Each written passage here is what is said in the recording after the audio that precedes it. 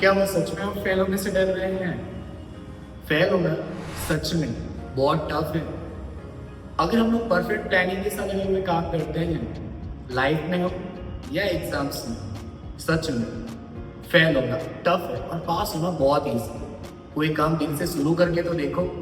अगर दिल से हमने कोई काम शुरू कर दिया तो भगवान भी उसके साथ रहते हैं और उस काम को सफल बनाने में और उसको आगे बढ़ाने में उनका भी आशीर्वाद मिलता है। सच में एक एग्जाम में बच्चों को कॉमन दिमाग में रहता है फेल हो जाएंगे। बेटा फेल होना इतना इजी नहीं है, क्योंकि एक मैंने एग्जाम्पल लिया है। मैं ये एग्जाम्पल एक पेपर सेट के हिसाब से ले रहा हूँ, 10th बोर्ड के हिसाब से, लेकिन ये तरीका आपको ऑलमोस्ट सभी फील्ड में काम है।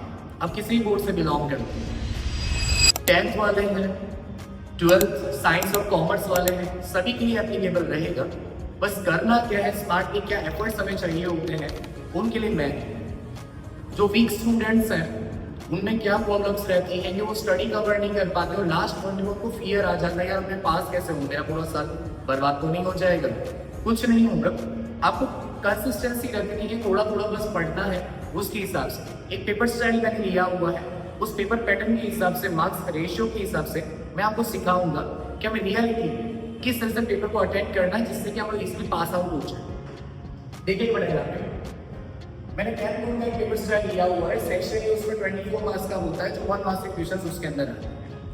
अगर आपने थोड़ा बहुत भी पढ़ा हुआ है तो जो एप्लीकेबल में कंडीशंस है, देखिए यहाँ पे अगर 24 मार्क्स है तो 24 में से अगर आपके कुछ ही राइट हो पाते हैं, कुछ ही राइट, देखिए मैं क्या कितना नहीं, मैं सपोज करो कि 10th के अंदर आपके चेकिंग के बाद आपके हो गया होंगे कितना है, 10 मार्क्स नहीं आउट ऑफ 24 में से ओनली इन्होंने 10 मार्क्स आपको मिले, तो क्या कोई बात नहीं, आगे बढ़ते हैं, पेपर भी खत्म तो हुआ नहीं है।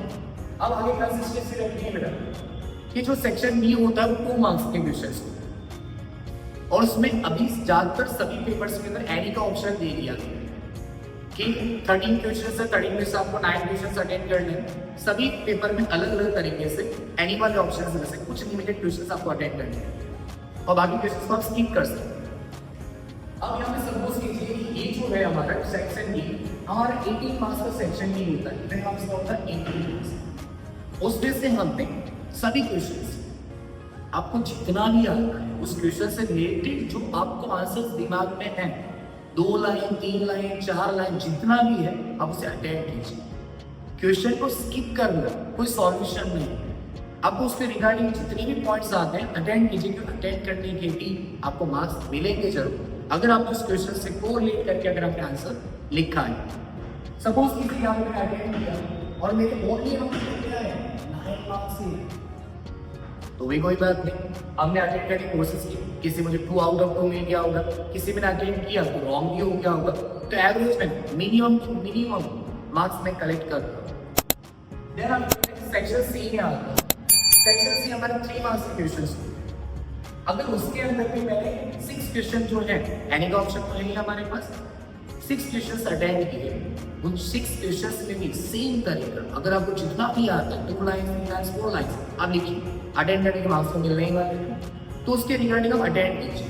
अटेंड करने के बाद जो भी आप मिनिमम तो यहाँ पे मैंने सपोज कीजिए मैंने 9 मार्क्स की कवर की, बाकी कुछ लॉट हो गया, कुछ मैंने हाफ लिखा तो हाफ मुझे मिल गया, किसी 1 मिल गया, किसी 1.5 मिल गया, तो इस तरह से मेरे 9 मार्क्स या 18 में से भी कवर हो। देन अगर सेक्शन ए हमारे जो 4 मार्क्स के क्वेश्चंस होते हैं उनमें भी सेम तरीका है, अटेंड कीजिए, जितना आता है डायग्राम बेस्ड क्वेश्चंस आएंगे, जो भी आते हैं आपको स्टार्टअप करना, क्योंकि आंसर जो भी चेक करेगा वो मेथड वाइज चेक करेगा, मेथड वाइज चेक करने के बाद जैसे जैसे पॉइंट्स के मार्क्स मिलते हैं वैसे आपको मार्क्स मिलेंगे। फिर यहाँ पे सपोज कीजिए 20 में से मुझे ओनली कितने मार्क्स मिले, 10 मार्क्स ही मिले।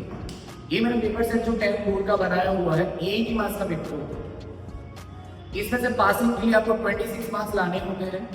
आप 30 का एवरेज रखिएगा, 26 मार्क्स रिक्वायर्ड करता है एज अ पासिंग मार्क्स। अब मैं यहाँ पर टोटल सबसे मिनिमम टू मिनिमम रेशियो भी मैंने लिया है, और मिनिमम टू मिनिमम रेशियो लेने के बाद भी हमारे टोटल कीजिए मेरे यहाँ पे 10 तो भी हमारे कितने हो जाते हैं 38 मार्क्स हमारे पास हो जाते हैं, 38 मार्क्स। और 38 मार्क्स हमारे हो गए, मतलब हम इसी आराम से पास हो चुके हैं। ठीक है, इसीलिए रियलिटी ये है कि पेपर अटेंड कीजिए। कोई भी एग्जामिनर होगा, कोई भी बोर्ड से बिलोंग करता होगा, सभी फैकल्टीज, सभी टीचर्स यही चाहते हैं कि बच्चा पास हो जाए, लेकिन उनके पास वो ऑप्शन होना चाहिए कि बच्चे ने एटलीस्ट अटेंड तो किया। अगर बच्चा अटेंड करेगा तो अटेंड करने के कुछ ना कुछ मार्क्स देके वो क्या करेंगे, बच्चे को पास कर देगा। इसलिए आपको एक ही फिनोमेना याद रखना है, कुछ टॉपिक्स आपके माइंड में सब होते ही हैं। आप पूरे साल अगर आप तैयारी कर रहे हैं तो आपको थोड़ा बहुत तो माइंड में रहता है, तो आप उस क्वेश्चन को अटेंड कीजिए। अगर आप अटेंड करेंगे तो इजीली मार्क्स को गेन कर लेंगे और आराम से पास हो जाएंगे। हमें पासिंग के लिए कितना 26 ही चाहिए, तो हम 38 तक हम लोग पहुंच चुके आउट ऑफ 80। इसलिए तरीका यूज कीजिए, कंपल्सरी क्वेश्चंस अटेंड कीजिएगा, आपको कोई भी फेल नहीं कर सकता। बस एक कंसिस्टेंसी रखिएगा, आपको टॉपिक वाइज थोड़ा बहुत नॉलेज होना चाहिए। हाँ, एक चीज है, अगर आप अटेंड ही नहीं करते हैं तो फेल होना बहुत ईजी है। इसीलिए पेपर अटेंड कीजिएगा, जो चीज मैंने बताई है उसको फॉलो कीजिएगा, आप आराम से पास हो जाएंगे, कोई टेंशन लेने की जरूरत नहीं। All the best.